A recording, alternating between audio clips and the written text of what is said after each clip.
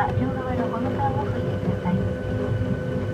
ライフベストは脱線を妨げにならないよう非常口のところで膨らませてください。座席内のポケットに安全のしおりが入っています。入れてないでご覧ください。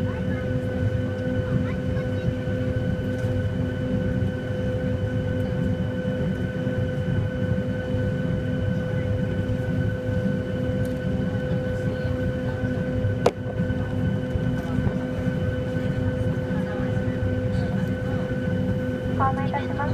この飛行機は通路、化粧室内を含め全席禁煙でございます。機内での電子タバコ、ウェイタバコ、アイコスなどのご使用はお断りしております。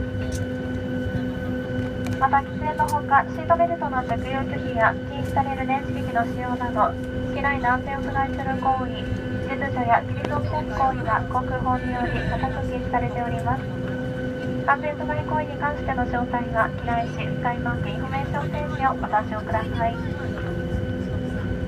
本日那覇空港までの飛行時間は離陸後2時間31分を予定しております。この便の機長は平尾、副操縦士は宇佐美、客室のチーフは大川でございます。4名の客室乗務員が乗務しております。ご用の際にはお気軽にお声掛けください。